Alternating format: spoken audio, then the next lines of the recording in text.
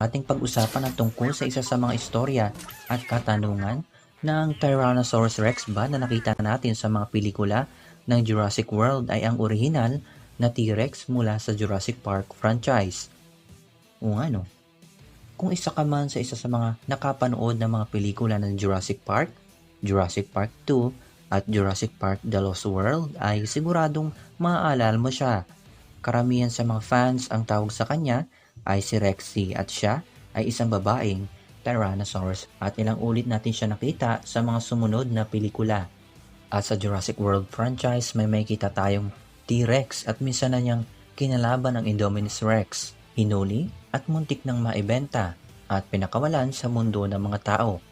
Masasabi natin na minsan na siyang naging kalaban sa mga nakaraang pelikula pero ang T-Rex na ito ay ilang beses na ring nagligtas ng buhay.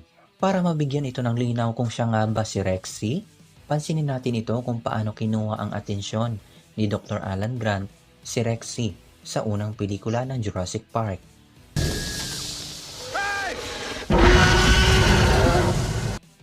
At ang eksenang ito, saan natin muling nakita?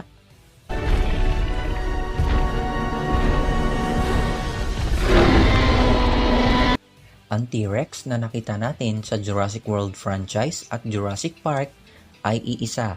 Medyo nabago lang ang itsura dahil sa ginagamit nilang robotics at CGI effects.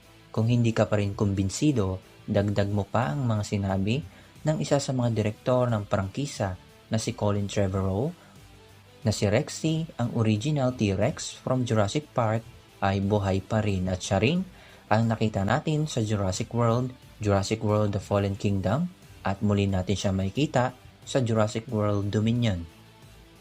May request ka ba at katanungan? Comment lang kayo dyan sa baba. Leave a like, subscribe Mstream, smash that bell upang hindi mamalagpasan ang mga video na mapapasabi ka ng oo nga no.